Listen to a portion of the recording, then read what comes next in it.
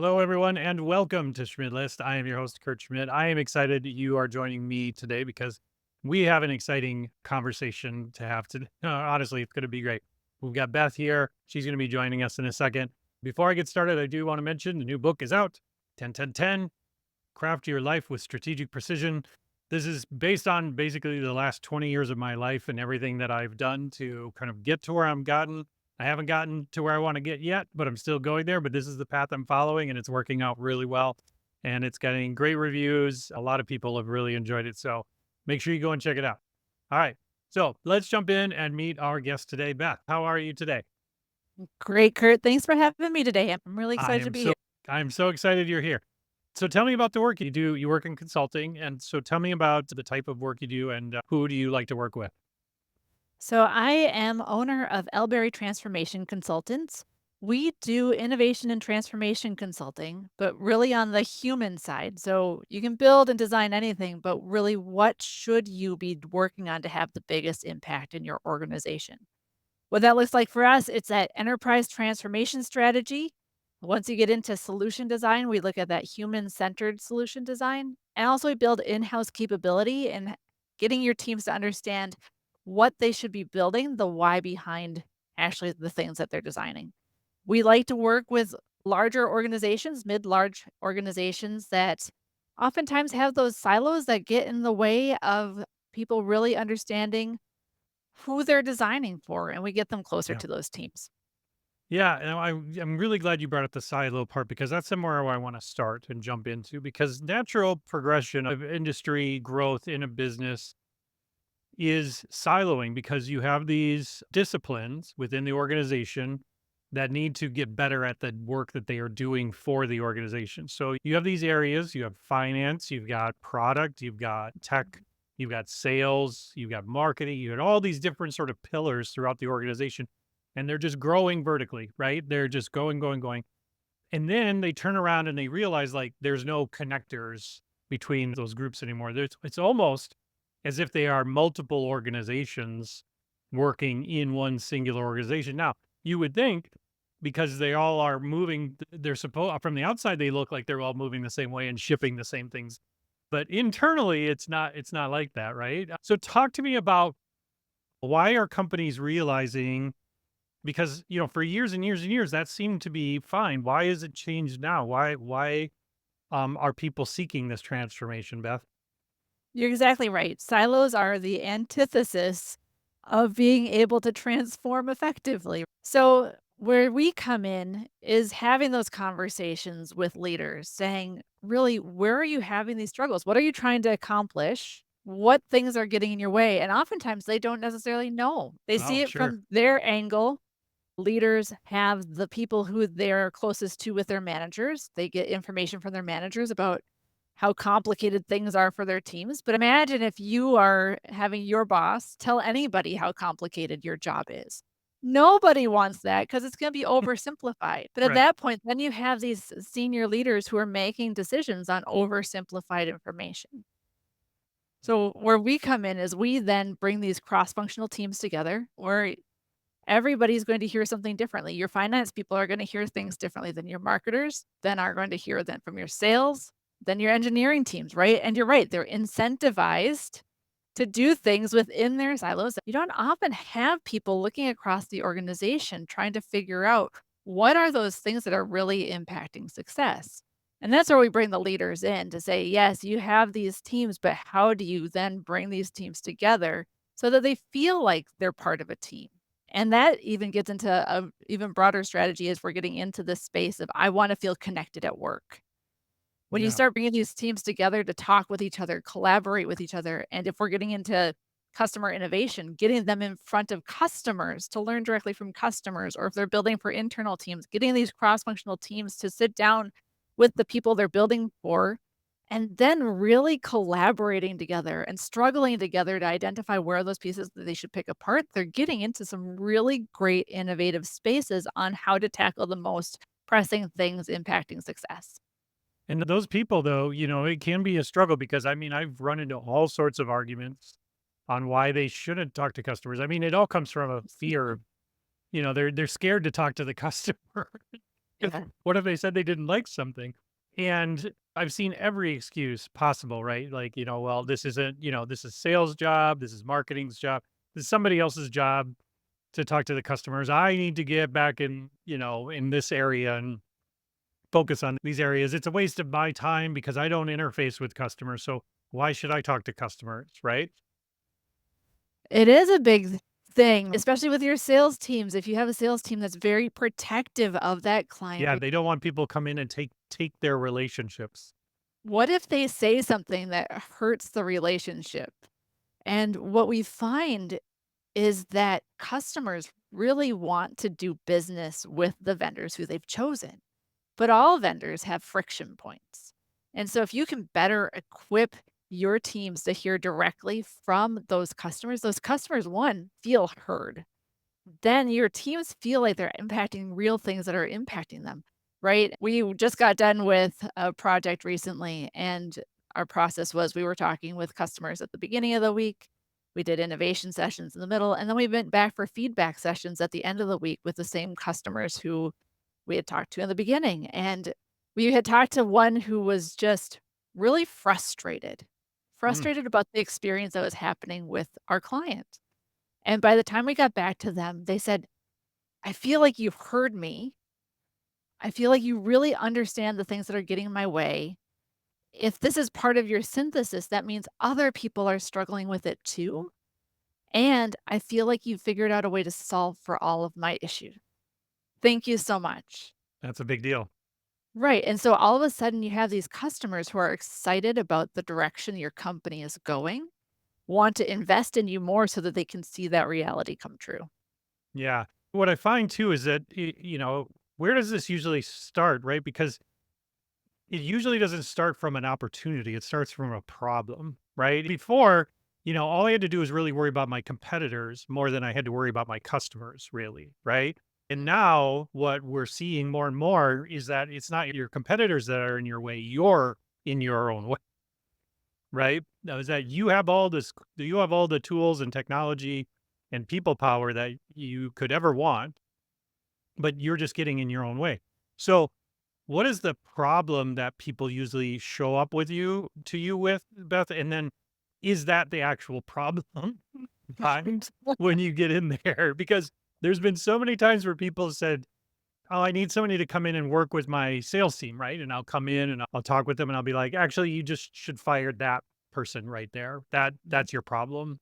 And sometimes they're just sidestepping it because maybe that person there are all sorts of myriad of reasons why people are stepping around the problem. So, in that long-winded explanation, Beth, talk to me about what problems do people usually show up with you for, and how accurate are they with those problems? So we often live in the digital space. People, they have a thing that they are trying to build. And that's the easiest place for companies to find us because they have something that they need to accomplish. They think they understand what tools they're going to need and what the Mm, outcomes are going to be. It's when we kind of build those relationships further that we like to look at that solution agnostic space. We could be process, we could be capability building, we could be tool implementation. We're really trying to define what's broken. You have an idea, right? In one case, we were brought in because they wanted to build a single pane of glass for their call center. It was a health insurance call center agent. They knew that their times were twice the national average. So they brought us in alongside with the implementation partner, and we did the human side deep dive on what's going on here. And sure, they had a lot of systems that they were navigating. A single pane of glass was going to help them. But we through digging through the research, we found that they didn't have a knowledge management capability. And so, whereas the call center team was getting one bit of information, their customers were getting different information on their website. oh, So the sure. time being spent on the call was really them trying to reconcile what is the right information for them to be going off of. So, where we come in with our customers is in this space of we're looking at a very specific thing, but oftentimes we bust it out wider and say, yes, we will tackle that, but here are the other things that are going to impact success that you might not have been aware of. And we're doing that by going beyond the silos of the people who brought us into the organization in the first place. to do that effectively, it helps if we're able to then move our way up the corporate ladder to look more expansively at scope and what's impacting the organization. Yeah, I'm seeing that in a lot of organizations over the past few years. And I think social media has played a lot into it because when you open up all these different channels into your organization, and to your point, you're not all speaking from the same people are going to get different information. And so you might have the people that are in charge of your Twitter feed be different than the people in charge of the text that's on the website versus the knowledge base versus the script or the phone tree that you might have at your organization. And so, you know, it's been labeled forever as this thing is digital transformation, but there's very rarely digital might be the catalyst for it, right, Beth? But it's not ultimately the true maturing of the organization is not in the tool set, right? Exactly, and your organization is unique in the fact that whether you've had acquisitions or you have teams who have been with you for the last 20 years, or you have all this digital debt, right? You're trying to make the best of the world that you've created in your organization. Yeah. And you do that through people. People are the ones we like to say that we're trying to automate and minimize the number of people in a process. That's not true across all the industries. And I'd say that there's a lot that are actually the opposite of that, where, yeah, we'd like to get there someday, but that's not here and now. We need to figure out how to activate our teams, empower them with the right tools. And to do that, we need to look more holistically at our ecosystem of process, people, technologies, and how they're going to work together effectively so that we can deliver on that new customer experience. Yeah. Cause it's a secular problem because people will buy these tools like Salesforce or NetSuite or an ERP, a sales platform, a marketing automation system, and you plug those in, and they are marketed as this is a one-stop shop. This will fix all your problems. You start using this, and if you look across the board with Salesforce implementations, and maybe somebody listening can argue with me, but the average adoption rate in the first year is like 40 to 50% in an organization's sales team when you put in Salesforce. That's Mhm. incredible because Salesforce is not cheap. Right. It's not an inexpensive tool to mess around, especially when you've got sales teams of upwardly 50, 60, 100 salespeople in there. That's a big investment. And if only half of them or less are actually using the software, your problem isn't the software, right, Beth? Exactly. And that's where we use our approach as a change management technique, right? We do a lot of insights work where we're Hmm. bringing your teams in, learning from each other, building those storytellers within your organization. But by going out, sitting with people, understanding what challenges that they have in their day that you're trying to make better, they then become a part of that change. They feel heard. They Yeah. feel like they're a part of the solution. They are excited for the things that are going to happen because I always kind of wrestle with that phrase that people don't like change. And I'll say people don't like feeling like they're going to get more work put onto them. And change often leads to more work put onto them. If you're in a space where you can help people understand, I am on your side. I want you to be a part of this with me. And you really truly bring them along on that journey with you for transformation, you see a wildly different response to how they are activated in that change.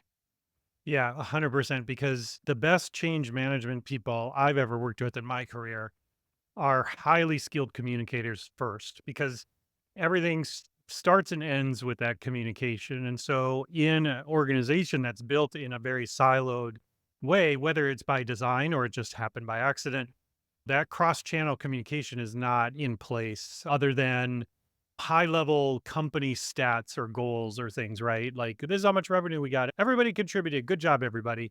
And the salespeople are like, actually, that was all us. We did all that. And then the production department was like, well, actually, you wouldn't have anything to sell if it wasn't for us. And everybody just kind of goes back to their own space. And there really isn't a lot of call to action for people to work across the aisle, as it were, when it comes to sales. And you've seen over the years, people have tried to integrate sales and marketing more. You've seen people try to integrate quality assurance, security, and QA and things and IT more so together. But it's still, those are still just making bigger silos in a lot of ways. There's not a lot of paths to cross between them. And I've talked to leaders who are frustrated, especially like the C-level executives that are like, well, why aren't my directors or managers working together? You're not incentivizing them to work together in any Yeah. way. You're still giving them the same goals, the same targets, and then saying work differently. And that just doesn't work, does it, Beth? Are you getting out to see the people who you're going to be impacting with your changes? Mm, I would yeah. love to see that as a corporate metric. Yeah. How often are your teams working with those who they're building things for? How often are they looking beyond their immediate team to those other silos to understand how other teams might look at those challenges differently? Yeah. Well, and just, I mean, just to pull out something from recent news, I mean, the Boeing just launched like their new starliner um, capsule, and I watched a little documentary on building it and stuff, and you could see like the people who are actually going to ride in it are like working with the engineers like the whole time. Like Mhm. they're checking things out. They're a part of it. They're not part of every single decision, but they are definitely a part of it because it's their butt that's going to be strapped to a rocket and shot up into space. And so in their culture, it's very acceptable to have the customer be involved and be a part of it.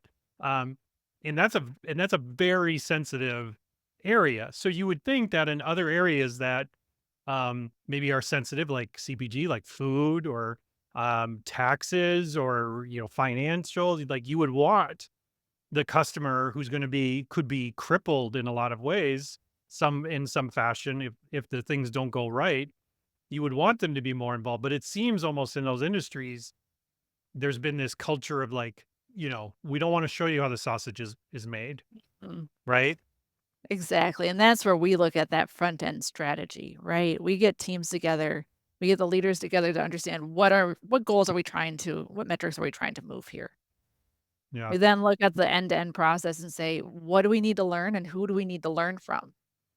And we get in there and we do some relatively quick research, right? Bring those teams in, understand what we're trying to learn, be willing to follow those things that we don't expect, to find those things that Yeah. might change how we're doing business altogether. But oftentimes it's just following those small paths and it's not like wild innovation. It's transforming you into a space that your customers want in a way that's collaborative, but we keep bringing those people back into those conversations so that they can guide it before you get so far down the path and have invested so much money that it hurts to make those changes, right? We tend to go out to our customers with things on just a very basic PowerPoint. Mhm. Here's what we heard from you guys. Here are some ways that we think we can solve it for you. What do you like? What don't you like? And how might you improve it for us? And then we bring that back together with the team and start prioritizing where should we be working to have the biggest impact against the organizational goals, all before you've spent a lot of time doing development. But you already have these people activated to say, I am so excited. How soon can I have this? Yeah.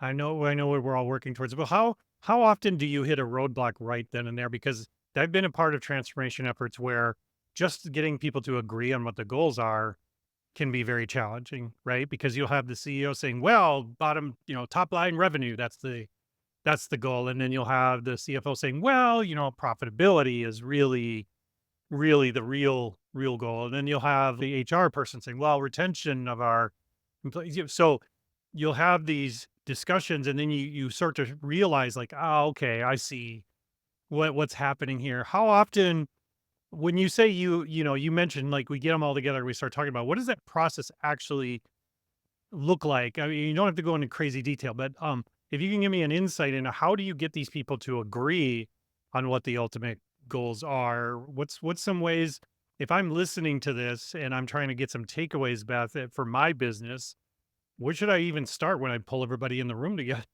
Yes, my default is pulling them into a room together, Okay.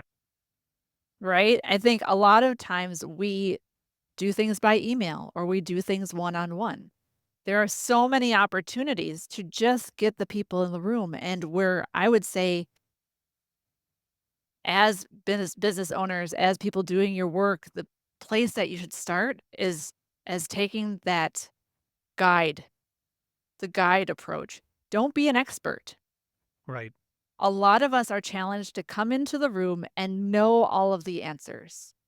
The key to my success is I don't know any of the answers. S- And that's what makes me good at my job is I go in and I bring the right people together and say, "We have a problem to solve, but I'm helping you get to the spot of alignment." So Yeah. we start in by going in and bringing those leaders together. Maybe they're sketching out their own problem statements. Mhm. And then you're bringing them back together and saying, "Okay, let's talk. Which of these gets to be the top?" Yeah. And they're making those decisions. They're guiding the Yeah. course. They're setting those metrics. And then for the next step, right? Okay, if this is what we're trying to achieve, what let's bring together some really smart people and talk about what don't we know. Yeah. Yeah. Well, and I've been a part of organizations again where, well, it's these top 3 things that are number 1, Beth, or Mhm. I have 140 initiatives right now that we are running concurrently this year, and it's all in small teams, committees, and all these different things. Um, and I'm wondering, why am I not seeing any traction? Right? And then decision by committee at points as well. So how do Right. you get them pointed in the same direction? And Yeah. so we talk with teams about how do you align between each other to be more effective. A lot of it does ladder up though to that leadership level. Yeah. How can we work with leaders to figure out what they're incentivizing? How do we get them closer to the people that they are managing so that they can understand what's getting in the ways of those people so they can help them clear out those roadblocks. And Mm. so we can just keep going up the ladder of who can we help break down the silos to build transparency so that we can build processes and Yeah. solutions that are going to make them work more effectively. Yeah, and it's a process, right? I can imagine you're constantly going back and saying, "Is this true? Is this true now? Is this still true? Is this, 6 months later, still true?" Right? And it also gets into with our work, right? We're going in with a whole bunch of unknowns. Oh, So it might be a space where, hey, we think that we want to go into this market area and we don't know enough about this market. Can you help us understand our customers? Or we need to implement this solution. Can you help us understand the nuances of what's going on with those teams so that we can build the best solution possible? yeah. When you go into those spaces, you're expecting to find stuff that you didn't expect. Mhm. Otherwise, why would you bring the resources in, right? We're working with companies who are open to putting that mirror up and saying, "Yeah, I want to explore, I want to remove friction points, I want to remove pain points, I want to optimize this experience for somebody." And through that, we come out the end and wow, we really didn't think we'd land here. This is a different space that we're playing in. So then we have to help reconfigure what does success look like in this new space for them and what do they need to put into place to make it happen. Yeah, and I suppose, again, because I'm sure you, like myself, have also worked in some highly regulated environments as well, right? So you might, as part of those creative things, you might need to have like internal counsel or lawyers look at some of the things as well. So, you know, a lot of those people get even more stagnated because of the checks and balances that have to be in place, whether it be HIPAA compliance to financial, regulatory compliance, economic and government compliance, right? So, how do you find navigating those types of things? Do you always have them at the forefront of your mind, or are they things that you sort of brush things up against after you've started exploring a solution? What's your recommendation there? We start really big, right? We start high level Like and we then want a start lottery level, right? yes. Yeah. What does this big picture, what does really good look like? But at a high level. And then from there, we have them start prioritizing, okay, of these things that we've identified, are there things that we need to focus on first? And then we go into iterative concept co-creation with them. with whoever we're building for. We bring them on the journey and say, okay, we need to understand what the screen looks like. We need to know how much information they need. We need to understand what the process is behind this. And we start doing those iterative sprints to understand to a higher level of fidelity what the final solution needs to look like. So as you're asking about getting into those regulated spaces, there's going to become a time for that. It's not at the very beginning. At the very beginning, you're starting to sketch out, yes, we're going to go in this path. Who are the people who need to be a part of the process? Who needs to be the ones who are responsible, accountable, etc. And then as you get further and further down the path of, okay, we know desirability, we start getting into viability and feasibility. And at that point, then you're starting to bring in these other folks for the deeper dive Hmm. of making it real. Makes sense. So tell me about, I mean, and again, we have to do this because it's buzzwordy I love to get those buzzwords out, but how much has AI come up in conversations around these changes that you've been doing recently? Is it any than it used to be when it was called machine learning, or is there more conversations happening now in your change management discussions? It's coming up in the spaces of we want to use AI. And you say, that's great. What does AI mean to you? Hmm. And as you're putting out there, AI means everything. It means faster and cheaper. That's what it means. We were recently on a project for AI and found out that the leaders really had very different impressions of what Did they? AI meant Interesting. for this one solution that we were getting into. And so where we were trying to equip the businesses is AI sounds great. It sounds like the magic bullet, but where you really need to be focused still is on the impact to the people that you're building for. Yep. And so AI doesn't have to be this sexy new solution.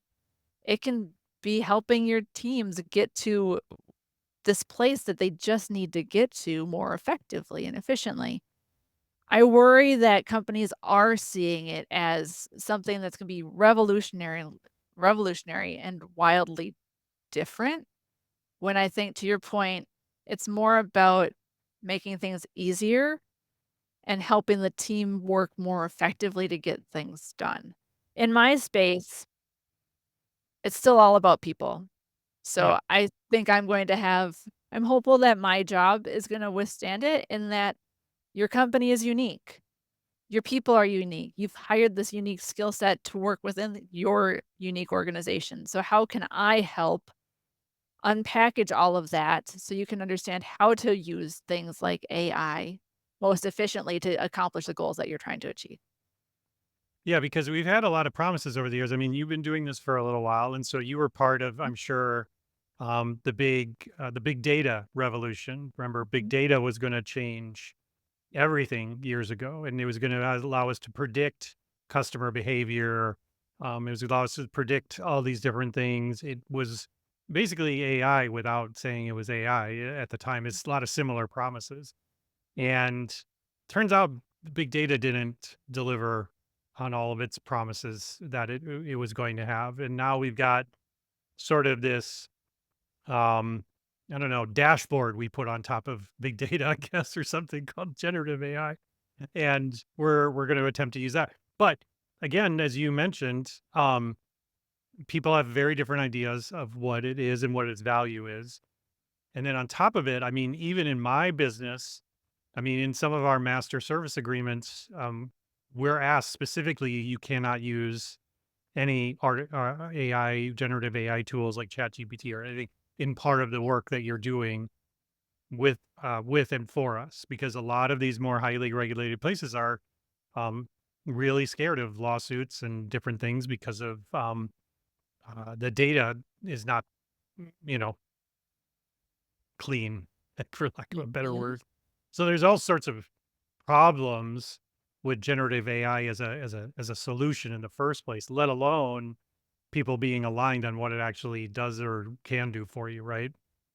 Right. And in the space of my work, a lot of my stuff is still fairly analog, right? So I'm Yeah. using online whiteboards Yeah. for Yeah. Post-it notes. collaboration. Yes, and really it's because I'm building those storytellers within the organization. And so when we go out, if we're doing an innovation project or if we're doing side by sides with people within your organization, but you have an internal team that's responsible for building that tool that they're building, I bring them along on that journey with me of discovery. We then come back together, put all those research notes onto a whiteboard. Every step that we take moves to the next section of that whiteboard so they can go back and remember what the story was, who they're building for and why, and really triggering those pieces of information that they were putting in on their own and helping them along on that journey. Once you get into the ideation space, I think there's really great spaces for AI. How can you use that to then start triggering what should we be looking at? What don't we have an awareness of in this group? But to your point, that gets into the sensitivities of the organization and then looking for tools that can help in those spaces that are locked down for you. Yeah. Yeah. And then, yeah, again, back to the point, like you want people that have some experience in these sorts of things, especially when it's more sensitive areas, right? Well, speaking of experience, I've enjoyed this experience immensely, Beth. Thank you for taking the time to join me today. So, um, if I want to get in touch with you, I want to learn more about the amazing work you do and how I can work with you. Where do I go? How do I connect with you? Where do I find more information?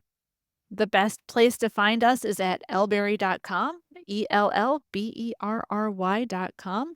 On there, there's a let's chat button where you can find time with me. Otherwise, there you can find links to our LinkedIn bio as well from that page. Awesome. Well, I gotta have you come back on the show as time goes on. I'd love to talk to you more about transformation and the journeys people are taking and how technology is impacting it. So I appreciate you taking time out of your day to spend with me. Thanks, Kurt. It's been a pleasure. Awesome. All right, everyone. Thank you for taking the time to join me. I appreciate you being here. I do want to mention real before I jump out that the book thing. You remember that? Yeah, you remember that from the beginning of the show because you stuck around all the way to the end. Good job. I'm proud of you. Thank you for taking the time to join me today. I really appreciate it. See you next time.